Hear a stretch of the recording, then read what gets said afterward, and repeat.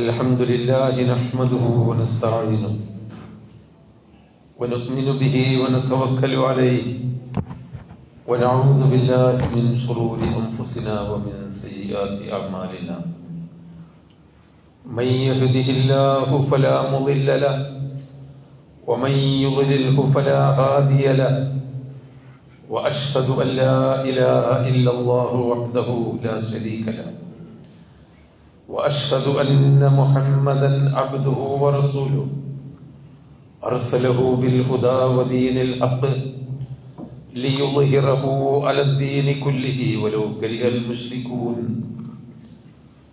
اللهم صل على محمد وعلى آل محمد كما صليت على إبراهيم وعلى آل إبراهيم اللهم بارك على محمد وعلى آل محمد كما باركت على إبراهيم وعلى آل إبراهيم إنك حميد مجيد أما بعد فإن خير الحديث كتاب الله وخير الهدي هدي محمد صلى الله عليه وسلم وشر الأمور محدثاتها وكل بدعة ضلالة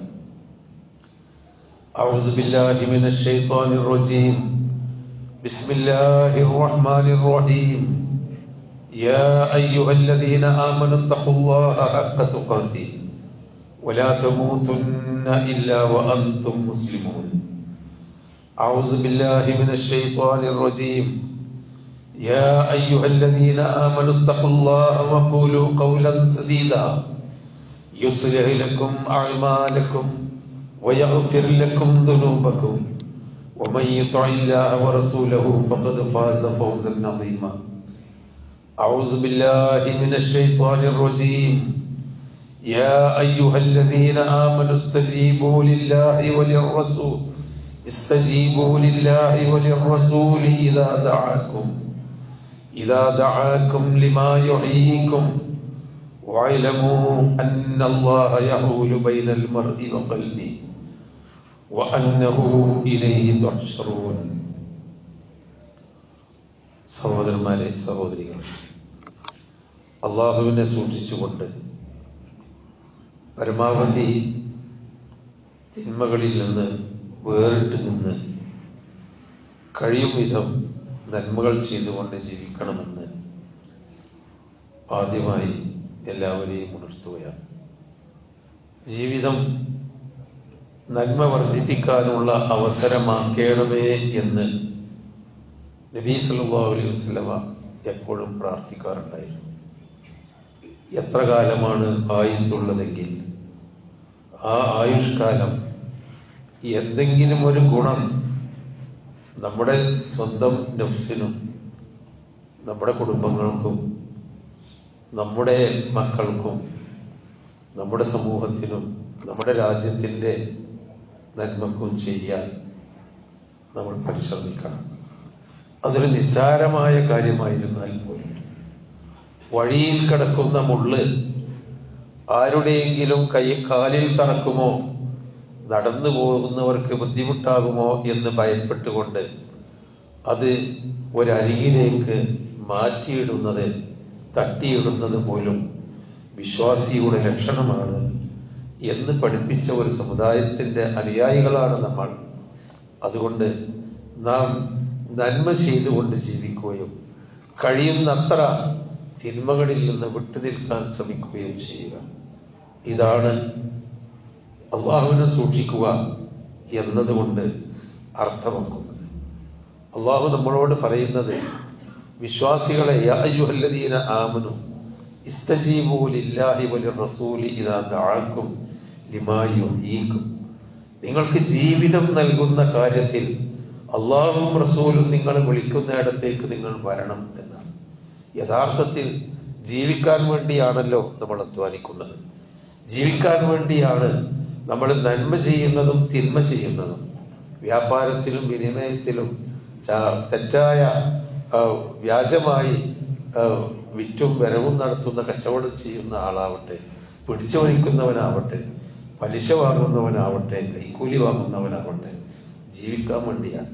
എല്ലാ കാര്യങ്ങളും നമ്മൾ അധ്വാനിക്കുന്നതും പാടുപെടുന്നതും കുടുംബങ്ങളെ ഇട്ടറിഞ്ഞ് വർഷങ്ങളോളം ജീവിതത്തിന്റെ നല്ല കാലം അങ്ങകലെ അക്കരെ ജീവിക്കുന്നതും ഗൾഫിൽ പോയി ജീവിക്കുന്നതുമൊക്കെ ജീവിക്കാൻ ആ ഒരു ജീവിതം യഥാർത്ഥമായ ജീവിതം കിട്ടണമെങ്കിൽ അള്ളാഹുവിനും റസൂലിനും നിങ്ങൾ മറുപടി നൽകണം, ഉത്തരം നൽകണമെന്നാണ് അള്ളാഹു നമ്മളോട് പഠിപ്പിക്കുന്നത്. അപ്പൊ അത് ഏത് ജീവിതമാണ്?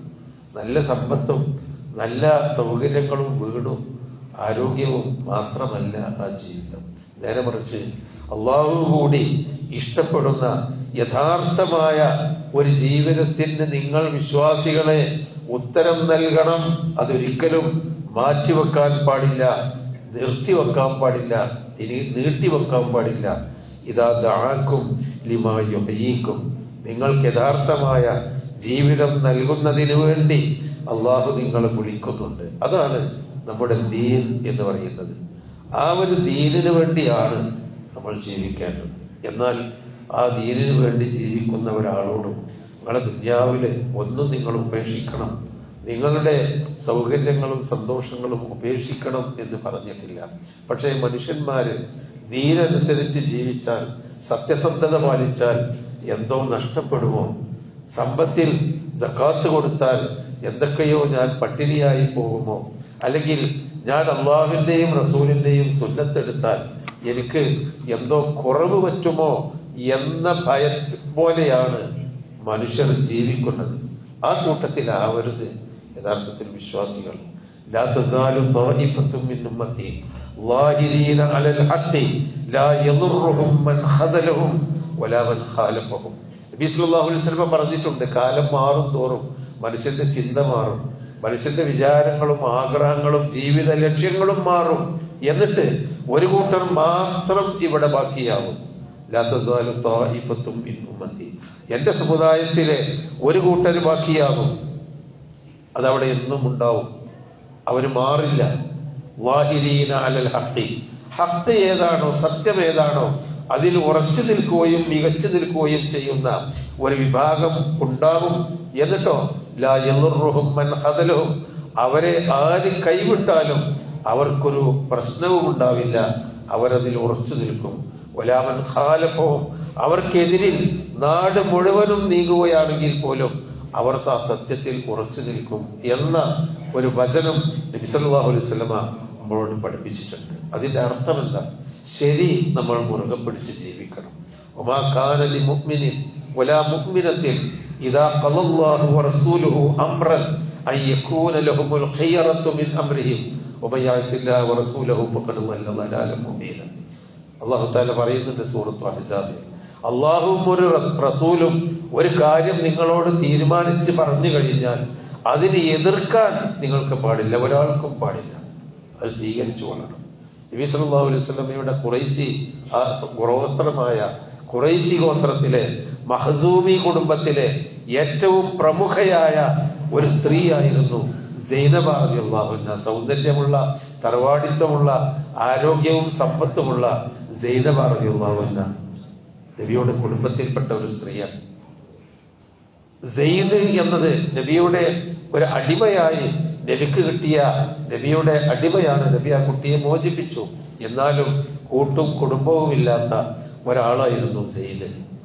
അള്ളാഹുവിന്റെ കൽപ്പന പ്രകാരം നബി സല്ലല്ലാഹു അലൈഹി വസല്ലമ സൈനബയോട് പറഞ്ഞു, നീ സെയ്ദിനെ വിവാഹം കഴിക്കണം.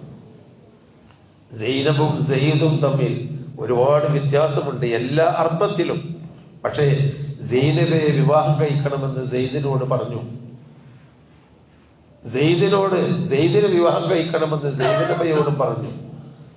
അങ്ങനെ അവർ അത് സമ്മതിച്ചു. ആ വിവാഹം പിന്നീട് സ്വാഭാവികമായ കാരണങ്ങളാൽ നീണ്ടുപോയില്ല, 1 വർഷത്തിനേ നീണ്ടുപോയുള്ളൂ. പക്ഷേ അള്ളാഹുവിന്റെ കൽപ്പന അതാണെങ്കിൽ നബിയെ, ഞാൻ ആ അടിമയായിരുന്ന സെയ്ദിനെ വിവാഹം കഴിക്കാൻ തയ്യാറാണ് എന്ന് പറഞ്ഞ ഒരു സഹാബി വനിത നമുക്ക് പഠിപ്പിച്ചു തരുന്ന ഒരു കാര്യമുണ്ട്. എന്താണ്? ഇദാ ഖലല്ലാഹു വറസൂലുഹു അംറൻ അൻ യകൂന ലഹുൽ ഖിയറ, അല്ലാഹുവും റസൂലും ഒരു കാര്യം തീരുമാനിച്ചു കഴിഞ്ഞാൽ അതിൽ പിന്നെ നമുക്ക് ഒരു ചോയ്സ്, നമ്മൾ അങ്ങനെ ചെയ്യുന്നു, ഇങ്ങനെ ഇല്ല എന്ന് പറയാൻ പാടില്ല. അവിടെ നാട്ടാചാരമോ അല്ലെങ്കിൽ പാരമ്പര്യമോ കേട്ടുകേൾവികളോ അല്ല. ഖുർആൻ എന്താണ്, സുന്നത്ത് എന്താണ് നമ്മളോട് പറയുന്നത്. റബീഉൽ അവ്വൽ മാസം ആരംഭിച്ചിരിക്കുകയാണ്. ഇനി ഇവിടെ വലിയ ബഹളങ്ങളാണ്. പ്രവാചകന്റെ ജന്മദിനവുമായി ബന്ധപ്പെട്ട ബഹളങ്ങൾ നടക്കുകയാണ്. എന്താണ് ഈ ജന്മദിനം, ആരാണത് പറഞ്ഞത്? അതിനൊരർത്ഥമില്ല, അതിനാളില്ല, അതിനൊരു പരമ്പരയില്ല, അതിനൊരു പ്രമാണമില്ല. നബി സല്ലല്ലാഹു അലൈഹി വസല്ലമ അദ്ദേഹം ജനിച്ചത് റബീഉൽ അവ്വലിലാണ് എന്ന് കൃത്യമായി ചരിത്രത്തിൽ രേഖപ്പെടുത്തിയിട്ടില്ല. അഥവാ ഉണ്ടെങ്കിൽ പോലും കുറച്ചൊക്കെ പ്രബലമാണ് ആ ജനനത്തിന്റെ തീയതി എങ്കിൽ പോലും 63 കൊല്ലക്കാലത്തെ ജീവിതത്തിനിടയിൽ നബി സല്ലല്ലാഹു അലൈഹി വസല്ലമ എന്റെ ജന്മദിനമാണെന്ന് പറഞ്ഞിട്ടില്ല. അതുകൊണ്ട് പ്രത്യേകമായി ഒന്നും ചെയ്തിട്ടില്ല. നബിയുടെ മരണശേഷമെങ്കിലും ആ റസൂലിനെ എപ്പോഴും ഓർത്തിരുന്ന സഹാബത്ത് ഒരിക്കലെങ്കിലും ഒരു 100 കൊല്ലം സഹാബത്ത് ജീവിച്ചിട്ടുണ്ട്. ചെയ്തിട്ടില്ല. 4 നൂറ്റാണ്ടുകൾക്ക് ശേഷം പിൽക്കാലത്തുണ്ടായ, അതും ഒരിക്കലും ദീനുമായി ബന്ധമില്ലാത്ത നാട്ടുരാജാക്കന്മാർ ആർഭാടത്തിന് വേണ്ടി ഉണ്ടാക്കിയ ഒരാഘോഷം മാത്രമാണ് റബീഉൽ അവ്വൽ എന്ന ജന്മദിനം. അത് പല രൂപത്തിലും മാറി മാറി വന്നു. ഇവിടെ ഇരിക്കുന്ന കാരണന്മാർക്കറിയാം, ചെറുപ്പകാലത്ത് അതിനൊക്കെ ഈ കുറച്ചുകൂടി ഒരു അച്ചടക്കമുണ്ടായിരുന്നു. ആ അച്ചടക്കമൊക്കെ പോയിട്ട് മറ്റേതോ ഭാഗത്തേക്ക് റബീഉൽ അവ്വൽ നീങ്ങിക്കൊണ്ടിരിക്കുന്നു. ഇവിടെയാണ് അള്ളാഹും റസൂലും ചെയ്തിട്ടില്ലേ, അതാരും ചെയ്താലും നമ്മൾ മടങ്ങേണ്ടത് ഖുർആനിലേക്കും സുന്നത്തിലേക്കുമാണ്. സഹാബത്തിന്റെ ജീവിതം നിങ്ങൾ നോക്കൂ, എത്രമാത്രം കൃത്യമായിരുന്നു അത്. ഔഫ് ബിൻ മാലിക്കുൽ അസ്ജാഇ റളിയല്ലാഹു അൻഹു പറയുകയാണ്, ഞങ്ങള് 8-9 സഹാബിമാരുണ്ടായിരുന്ന ഒരു കാലത്ത് നബി ഞങ്ങളോട് പറഞ്ഞു, അത് ഇസ്ലാം ഉണ്ടാവുകയാണ്, നബി ഞങ്ങളോട് പറഞ്ഞു, ബയ്യത്ത് ചെയ്യൂ, എന്നോട് ബയ്യത്ത് ചെയ്യൂ, എന്നോട് ചില കരാറ് ചെയ്യണം, എന്നാലേ നിങ്ങൾ മുസ്ലിമായി ജീവിക്കാൻ പറ്റും. എന്തിനാണ് ബയ്യത്ത് ചെയ്യേണ്ടത് എന്ന് നബിയോട് ചോദിച്ചു. അവർ നബി പറഞ്ഞു, നിങ്ങൾ അള്ളാഹുവിനെ മാത്രം ആരാധിക്കണം. നിങ്ങൾ പലരെയും പ്രാർത്ഥിച്ചിരുന്നു, പലരോടും നേർച്ച വഴിപാടുകൾ അർപ്പിച്ചിരുന്നു, പലർക്കും ബലികർമ്മം നടത്തിയിരുന്നു, പലതിനു വേണ്ടിയും നിങ്ങൾ അർത്തിരുന്നു. ഒന്നും പാടില്ല. പഠിച്ചവന് വേണ്ടി മാത്രമേ നിങ്ങൾ ആരാധിക്കാവൂ, പ്രാർത്ഥിക്കാവൂ, ബലികർമ്മം നടത്താവൂ, നേർച്ചയാക്കാവൂ. തയ്യാറുണ്ടോ എങ്കിൽ നിങ്ങൾക്ക് മുസ്ലിം ആവാം. അവർ സമ്മതിച്ചു. രണ്ടാമത് പറഞ്ഞു, വലാ തുശ്രികൂ ബി ശൈഅ, അല്ലാഹു അല്ലാത്ത ആരിൽ നിന്നെങ്കിലും എന്തെങ്കിലും ഒരു ഗുണം അല്ലെങ്കിൽ എന്തെങ്കിലും ഒരു ദോഷം കിട്ടുമെന്ന് നിങ്ങൾ വിചാരിക്കുകയും ചെയ്യരുത്. അതിനുവേണ്ടി മറ്റുള്ളവരെ സമീപിക്കുകയോ പ്രാർത്ഥിക്കുകയോ ചെയ്യരുത്. ഒരു നൂല് പോലും കെട്ടിയിട്ട് ആ നൂലിന്റെ കയ്യിൽ കെട്ടിയ നൂല് കൊണ്ട് എനിക്കൊരു ഗുണം കിട്ടുമെന്ന് നിങ്ങൾ വിചാരിക്കരുത്. അവരെ പറഞ്ഞു, ശരി, ഞങ്ങളത് അംഗീകരിച്ചു. മൂന്നാമതായി നബി സല്ലല്ലാഹു അലൈഹി വസല്ലം പറഞ്ഞു, നിങ്ങൾ 5 നേരം നമസ്കരിക്കണം. അത് നിങ്ങളുടെ ജീവിതത്തെ മാറ്റും. ആത്മാർത്ഥമായി നമസ്കരിക്കാൻ അതവർ ബയ്യത്ത് ചെയ്തു. നബിയുടെ കൈപിടിച്ച് നബിയോട് അവർ പ്രതിജ്ഞ എടുത്തു. പിന്നീട് അടുത്തതായി നബി സല്ലല്ലാഹു അലൈഹി വസല്ലം പറഞ്ഞു, ഞാൻ പറഞ്ഞതനുസരിച്ച് ജീവിക്കണം. നിങ്ങൾ കണ്ട ആചാരമല്ല, ഞാൻ നിങ്ങൾക്ക് ആചാരം, സ്വർഗത്തിലേക്കുള്ള ആചാരം ഞാൻ നിങ്ങൾക്ക് പഠിപ്പിച്ചു തരുന്നുണ്ട്, അതനുസരിച്ച് നിങ്ങൾ ജീവിക്കണം. ശരി, അതും നബി സല്ലല്ലാഹു അലൈഹി വസല്ലമക്ക് അവർ വാക്ക് കൊടുത്തു. അവസാനം മുസ്ലിങ്ങളാവാൻ വേണ്ടി ഉള്ള വാക്ക് കൊടുത്ത് കൈ അടിച്ചുകൊണ്ടിരിക്കുമ്പോൾ സ്വകാര്യമായി നബി സല്ലല്ലാഹു അലൈഹി വസല്ലം മെല്ലെ അവരോട് പറഞ്ഞു, നിങ്ങൾ ആരോടും ചോദിക്കരുത്, അനാവശ്യമായി കഴിവുണ്ടായിട്ടും മറ്റുള്ളവരോട് ചോദിച്ച് ജീവിക്കരുത്. അവരും അത് സ്വീകരിച്ചു. സഹാബിമാരുടെ ജീവിതം നമുക്ക് നോക്കിയാൽ അറിയാം. സഹാബിമാരുടെ ജീവിതം, തന്റെ അമ്പ് നിലത്ത് വീണുപോയാൽ പോലും അതൊന്ന് എടുത്തു തരുമോ എന്ന് ചോദിച്ചില്ല എന്നാണ് അബൂ മാലിക്കുൽ അസ്ജാഇ റളിയല്ലാഹു അൻഹു, ഔഫ് ബിൻ മാലിക്കുൽ അസ്ജാഇ റളിയല്ലാഹു അൻഹു പിന്നീട് ഈ ഹദീസ് ഉദ്ധരിച്ചുകൊണ്ട് പറയുന്നത്. അതുപോലെ തന്നെ ആ സഹാബിമാർക്കുണ്ടായിരുന്ന, ആ നബിയെ അനുസരിക്കാനുണ്ടായിരുന്ന ആ ഒരു ത്വര എത്രമാത്രമായിരുന്നു എന്നറിയാമോ? ഒരിക്കൽ നബിയുടെ കയ്യിലൊരു മോതിരം കാണാം. സ്വർണം വന്ന് ഹലാലാക്കിയിട്ടില്ല പുരുഷന്മാർക്ക്. സ്വർണം പുരുഷന്മാർക്ക് ഹറാമാക്കിയിട്ടില്ല. ഹറാമാക്കുന്നതിന്റെ മുമ്പാണ്. സ്വർണം ധരിച്ചിരുന്നു. നബി ഒരു സ്വർണ്ണ മോതിരം ധരിച്ചു. അത് കണ്ടപ്പോ സഹാബിമാര് എവിടെ നിന്നൊക്കെയോ സംഘടിപ്പിച്ചു കൊണ്ടുവന്ന് എല്ലാവരും ഓരോരോ സ്വർണ്ണമോതിരം ധരിച്ചു. നബി കണ്ട നോക്കിയപ്പോ എല്ലാവരും സ്വർണ്ണമോതിരം. എന്താണ്? അപ്പൊ അവര് നബിന്റെ കൈമ നോക്കി, നിങ്ങളെ കൈമുണ്ട്, അതനുസരിക്കാണ് ഞാൻ. നബി പറ്റില്ല. നബി അത് ഒഴിവാക്കി. എല്ലാവരും ഒഴിവാക്കി. അത് പിന്നെ ഹറാമാണ് എന്ന് നബി സല്ലല്ലാഹു അലൈഹി വസല്ലം അവരോട് പറഞ്ഞു. ഒരിക്കൽ റസൂലുള്ളാഹി സ്വല്ലല്ലാഹു അലൈഹി വസല്ലം പള്ളി കയറി വരികയാണ്. പള്ളി കയറി വന്നപ്പോൾ സാധാരണ നിലക്ക് മദീനത്തെ അന്നത്തെ പള്ളി മണലും മണ്ണും ഒക്കെയാണ്, എന്നാൽ നജസ് ഉണ്ടാവില്ല. അപ്പൊ അവിടെ അങ്ങനെ ഷൂട്ട് വല ഉപ്പിട്ടിട്ടാണ് നിസ്കരിക്കല്. അപ്പൊ പ്രശ്നമില്ല. ഇപ്പോഴും നമുക്ക് അങ്ങനത്തെ ഒരു സാഹചര്യത്തിൽ ജനാസ സംസ്കാരമൊക്കെ ചെരുപ്പിട്ടോ ഷൂട്ടോ നിസ്കരിക്കുന്നത് തെറ്റല്ല, നജസ് ഉണ്ടാവരുതെന്ന് മാത്രം. ഒരു ദിവസം നബി സല്ലല്ലാഹു അലൈഹി വസല്ലമ തന്റെ ഖുഫ ഷൂ എടുത്തിട്ട് ഇടത് ഭാഗത്ത് അവിടെ വെച്ചു, ഇമാം വെക്കുമ്പോൾ എന്നിട്ട് നിസ്കരിച്ചു. എല്ലാ ദിവസവും ഇന്ന് വ്യത്യസ്തമായി. അന്ന് എല്ലാ സഹാബിമാരും ഷൂ ഊരി ഇടത് ഭാഗത്ത് വെച്ചു. നബി തിരിഞ്ഞു നോക്കുമ്പോ എല്ലാവരും ഇടത് ഭാഗത്ത് ഷൂ. നബി ചോദിച്ചു, എന്തേ ഇങ്ങനെ? നിങ്ങളങ്ങനെ ഊരി വെച്ചപ്പോ അത് നിങ്ങളുടെ ചര്യയാണ് എന്ന് വിചാരിച്ച് ഞങ്ങൾ ചെയ്യുന്നതാണ്. അതായിരുന്നില്ല, എനിക്കത് നിങ്ങളോട് പറയാൻ പറ്റിയില്ല. ഞാൻ നമസ്കരിക്കാൻ നിൽക്കുമ്പോ അത്താനി ജിബ്രീൽ അലൈഹിസ്സലാം, ജിബ്രീൽ എന്റെ അടുക്കൽ വന്ന് വഹി തന്നു, നിങ്ങളുടെ ഷൂമേൽ നിങ്ങൾ അറിയാതെ നജസ് പറ്റിയിട്ടുണ്ട്, അത് മാറ്റി വെക്കണം. അതാണ് ഞാൻ മാറ്റി വെച്ചത്. അപ്പൊ സഹാബിമാർക്ക് മനസ്സിലായി, നജസ് ഉണ്ടെങ്കിൽ ഒരു ഫിഖ് മസ്അല, നജസ് ഉണ്ടെങ്കിൽ അത് നമസ്കരിക്കാൻ പാടില്ല എന്ന്. നോക്കൂ, അത്രമാത്രം പ്രവാചകന്റെ ഓരോ ജീവിതത്തിലും. മദീനയിൽ ഏറ്റവും വലിയ മദ്യവ്യാപാരിയായിരുന്നു അബൂ തൽഹ റളിയല്ലാഹു അൻഹു. വലിയ വലിയ സഹാബിമാരാണ് അവിടെ വന്ന് മദ്യം കഴിച്ചിരുന്നത്. കാരണം മദ്യം ഹറാമാക്കിയിട്ടില്ല ആ കാലത്ത്. അനസ് റളിയല്ലാഹു അൻഹു ആണ് മദ്യം വിളമ്പുന്ന മനുഷ്യൻ. നബിയുടെ സഹാബിയായിരുന്ന അനസ് റളിയല്ലാഹു അൻഹു മദ്യം വിളമ്പിക്കൊണ്ടിരിക്കുന്ന വളരെ തിരക്ക് പിടിച്ച മദ്യഷാപ്പിലേക്ക് ഒരാൾ കയറി വന്ന് പറയുകയാണ്, അലാ ഇന്നല്ലാഹ ഹറമൽ ഖംറ, അറിയുക, അള്ളാഹു കള്ള് ഹറാമാക്കിയിരിക്കുന്നു. ആ നിമിഷം അബൂ തൽഹ റളിയല്ലാഹു അൻഹു അനസിനോട് പറഞ്ഞു, നിർത്തവിടെ, വിളമ്പിയത് നിർത്ത്. കുടിച്ചുകൊണ്ടിരിക്കുന്നവർ ആ കുടിക്കുന്ന ആ പാത്രം വലിച്ചെറിഞ്ഞു. അബൂ തൽഹ റളിയല്ലാഹു അൻഹു കൊണ്ടുവന്ന് വെച്ചിരുന്ന മദീനയിലെ ഏറ്റവും വലിയ മുന്തിയ കള്ള് അതെല്ലാം തെരുവിലേക്ക് പുറത്തേക്ക് ഒഴിച്ചു. സഹാബിമാർ തന്നെ പറയുന്നത്, ഞങ്ങൾ നോക്കിയപ്പോ ഞങ്ങൾ നടക്കുന്ന വഴിയിൽ കള്ള് ഒഴുകിപ്പോകുന്നു. അപ്പോഴാണ് കള്ള് ഹറാമാക്കിയിട്ടുണ്ട് എന്ന് ഞങ്ങൾക്ക് മനസ്സിലായത്. ഇതുകൂടിയാണ് കുടിച്ചു തീർക്കട്ടെ എന്നല്ല. അവിടെ ആ നിമിഷം അവരുടെ ജീവിതത്തിന്റെ ചോരയിൽ കലർന്ന ആ ഒരു തിന്മയുണ്ടല്ലോ, അവരുടെ രക്തത്തിൽ കലർന്ന തിന്മ, ആ നിമിഷം അതവർ ഒഴിവാക്കി. എത്രമാത്രമായിരുന്നു. ഇതുപോലെയുള്ള ഒരുപാട് ഒരുപാട് സംഭവങ്ങൾ. അബ്ദുല്ലാഹി ഇബ്നു ഉമർ റളിയല്ലാഹു അൻഹുവിന് ബിലാൽ എന്നൊരു മകനുണ്ടായിരുന്നു. വളരെ സൂക്ഷ്മതയുള്ള മകനാണ്. അദ്ദേഹത്തിന്റെ ഭാര്യ അത്യാവശ്യം സൗന്ദര്യമൊക്കെ ഉള്ള സ്ത്രീയുമായിരുന്നു, ചെറുപ്പക്കാരി. ബിലാൽ റളിയല്ലാഹു അൻഹു ഭാര്യയോട് പറഞ്ഞു, നീ പള്ളി പോണ്ട, നിസ്കരിക്കാനും ജമാഅത്തൊന്നും പള്ളി പോണ്ട. ഒരു സൂക്ഷ്മതക്ക് വേണ്ടി പറഞ്ഞതായിരിക്കാം. അവര് നേരെ ഉപ്പാനോട് വന്ന് പറഞ്ഞു, അബ്ദുല്ലാഹി ഇബ്നു ഉമർ റളിയല്ലാഹു അൻഹുവിനോട്, എന്നോട് പള്ളി പോണ്ടെന്ന് പറഞ്ഞപ്പോൾ അബ്ദുല്ലാഹി ഇബ്നു ഉമർ റളിയല്ലാഹു അൻഹു ബിലാലിനെ വിളിച്ചു, മകനെ, ആര് പറഞ്ഞു അവളോട് പള്ളി പോകാതിരിക്കണം എന്ന്? നബി സല്ലല്ലാഹു അലൈഹി വസല്ലം, ലാ തംനഉ ഇമാ അല്ലാഹി മസാജിദല്ലാഹ്, അള്ളാഹുവിന്റെ അടിമകളായ സ്ത്രീകളോട് നിങ്ങൾ പള്ളി വിലക്കരുത്, അവർക്ക് നിർബന്ധമില്ലെങ്കിലും പോകരുത് എന്ന് പറയാൻ പാടില്ല എന്ന് പറഞ്ഞിട്ടില്ലേ? നീ ആരാണ് റസൂലുള്ളാഹിന്റെ കൽപ്പനയ്ക്കെതിരെ പറയാൻ? ബിലാൽ റളിയല്ലാഹു അൻഹു മാപ്പ് വാപ്പാണ്, അവൾ പോയിക്കോട്ടെ. നമുക്കൊരു മാറ്റം എല്ലാ കാര്യത്തിലും, ഇബാദത്തിന്റെ കാര്യത്തില്, കുടുംബജീവിതത്തിന്റെ കാര്യത്തില്. അബൂ മസ്ഊദ് റളിയല്ലാഹു അൻഹു ഒരിക്കൽ തന്റെ അടിമയെ അടിക്കുകയാണ്. എന്തോ ഒരു കാര്യം പറഞ്ഞു കേൾക്കാത്തതുകൊണ്ട് അടിക്കുക. അത് കണ്ടിട്ടാണ് നബി സല്ലല്ലാഹു അലൈഹി വസല്ലം വഴിയിൽ കൂടി പോകുന്നത്. യാ അബാ മസ്ഊദ്, അബൂ മസ്ഊദേ, എന്താണ് ഈ ചെയ്യുന്നത്? അല്ലാഹു തആല ഇന്നല്ലാഹ അഖദറു അലൈക, നിന്നെക്കാളും കഴിവുള്ളവനാണ് പഠിച്ചോട്ടോ. അടിമകൾ എങ്ങനെ അടിക്കാൻ പാടില്ല.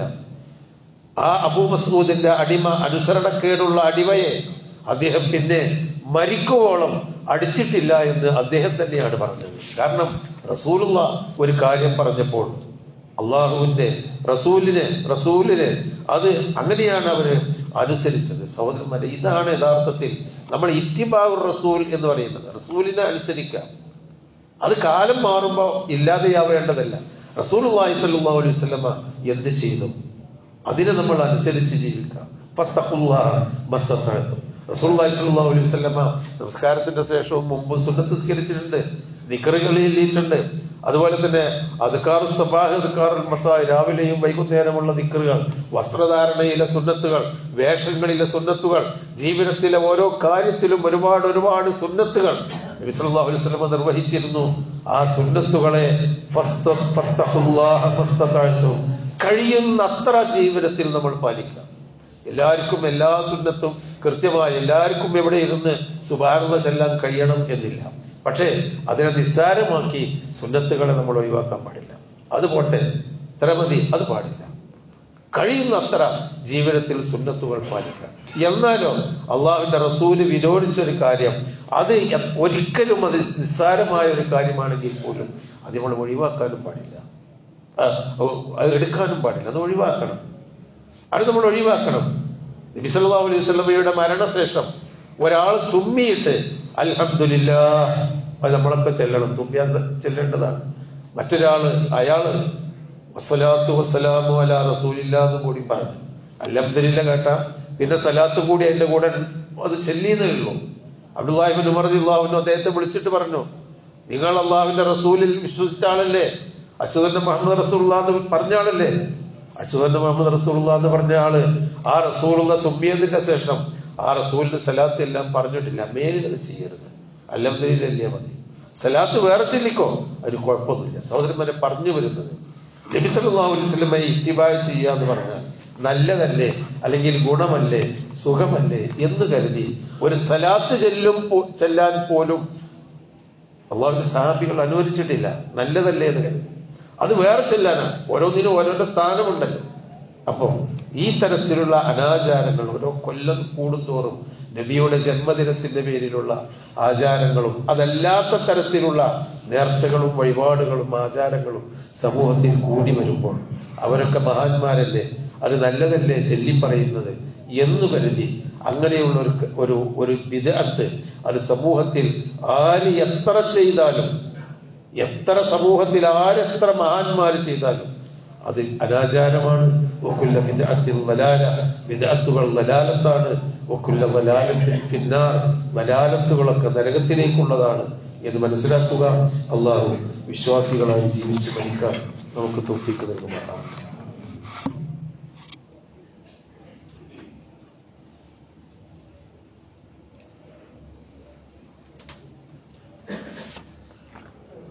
അൽഹംദുലില്ലാഹ് വസ്സലാത്തു വസ്സലാമു അലാ റസൂലിഹിൽ അമീൻ വഅലാ ആലിഹി വസഹ്ബിഹി അജ്മഈൻ വഅലാ മൻ ഇത്തബഅഹും ബിഇഹ്സാൻ ഇലാ യൗമിദ്ദീൻ. അമ്മാ ബഅദ്. അഊദു ബില്ലാഹി മിനശ് ശൈത്വാനിർ റജീം. ബിസ്മില്ലാഹിർ റഹ്മാനിർ റഹീം. യാ അയ്യുഹല്ലദീന ആമനൂ തഖുല്ലാഹ ഹഖ്ക തുഖാതിഹി വലാ തമൂതുന്ന ഇല്ലാ വഅൻതും മുസ്ലിമൂൻ. സഹോദരങ്ങളെ, റസൂലിന്റെ ചര്യ അനുസരിച്ച് ജീവിക്കാൻ കഴിയുന്ന രൂപത്തിൽ ജീവിക്കാനും എന്നാൽ റസൂലിന്റെ സജ്ജയ്ക്ക് വിരുദ്ധമായിട്ടുള്ളത് ഒരു കാരണവശാലും ചെയ്യാതിരിക്കാനുമാണ് അല്ലാഹു തആല നമ്മളോട് കൽപ്പിച്ചത്. അല്ലാഹുവിനെ അനുസരിക്കുക, അല്ലാഹുവിന്റെ റസൂലിനെ അനുസരിക്കുക. വഹ്ദറു, അതിന്റെ അപ്പുറത്തേക്ക് എന്ത് കണ്ടാലും നിങ്ങൾ ഭയപ്പെടുക. ഫല്യഹ്ദരില്ലദീന യുഖാലിഫൂന അൻ അംരിഹി അൻ യുസീബഹും ഫിത്ന ഔ യുസീബഹും അദാബുൻ അലീം. അള്ളാഹുവിന്റെ കൽപ്പനക്കും റസൂലിന്റെ കൽപ്പനക്കും വിരുദ്ധമായി എന്ത് ചെയ്താലും അവൻ നശിക്കും, നാശത്തിന് വരും, അവർക്ക് മാരകമായ ശിക്ഷയുണ്ടായിരിക്കുമെന്ന് ഭയപ്പെട്ടുകൊള്ളട്ടെ എന്ന് പരിശുദ്ധ ഖുർആൻ നമ്മളെ പഠിപ്പിച്ചിട്ടുണ്ട്.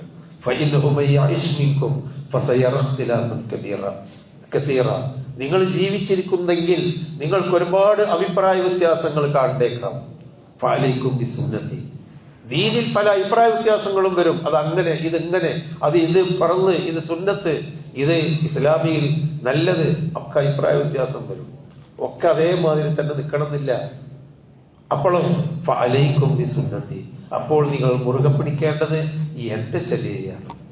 സുന്നത്തിൽ ഖുലഫാഇർ റാഷിദീൻ, 4 ഖലീഫമാരായ എന്റെ പിൻഗാമികളുണ്ട്, അവരുടെ ചര്യയാണ് നിങ്ങൾ മുറുകെ പിടിക്കേണ്ടത്. അന്നും അലൈഹാ ബിന്നവാജിദ്, അണപ്പല്ലുകൾ കൊണ്ട് ഒരിക്കലും അത് വിട്ടുപോകാതെ അല്ലെങ്കിൽ മുറിഞ്ഞു പോകാതെ മുറുകെ പിടിക്കുക എന്ന്. അതുകൊണ്ട് ഇതുപോലെയുള്ള ആചാരങ്ങൾ വരുമ്പോൾ സമൂഹത്തിൽ റസൂലിലേക്കും അള്ളാഹുവിലേക്കും കൂടുതൽ അടുക്കുക എന്നതിന്റെ അപ്പുറത്തേക്കുള്ള ആചാരങ്ങളും ആകാശങ്ങളും ആണ്ടർതികളും ഇസ്ലാമികമല്ല, അത് അനാചാരമാണ് എന്ന് മനസ്സിലാക്കുക. അള്ളാഹു അനുഗ്രഹിക്കുമാറാവട്ടെ. 2 കാര്യം സൂചിപ്പിക്കാനുണ്ട്. ഒന്ന്, നമ്മുടെ പള്ളി മാസാന്തം പള്ളിയുടെ ചെലവിലേക്ക് നിങ്ങൾ സംഭാവന തരണം, അതാണ്. മറ്റൊന്ന്, 2 കാലുമില്ലാത്ത മഞ്ചേരി സ്വദേശിയായ ഒരു സാധു അവിടെ ഇരിക്കുന്നുണ്ട്. അദ്ദേഹം ഇസ്ലാമിലേക്ക് വന്ന ആൾ കൂടിയാണ്, അവർക്ക് പോകാൻ പറ്റാത്ത ഒരാളാണ്. എന്തെങ്കിലും കഴിയുന്നതും നിങ്ങൾ അദ്ദേഹത്തെയും സഹായിക്കണം. അള്ളാഹു നമ്മെ സഹായിക്കുമാറാവട്ടെ, നമ്മിൽ നിന്ന് സ്വീകരിക്കുമാറാവട്ടെ. ربنا تقبل منا انك انت السميع العليم وتب علينا انك انت التواب الرحيم. اللهم اغفر للمؤمنين والمؤمنات والمسلمين والمسلمات الاحياء منهم والاموات يا مجيب الدعوات ويا قاضي الحاجات. ربنا آتنا في الدنيا حسنة وفي الآخرة حسنة وقنا عذاب النار. آمين برحمتك يا رب.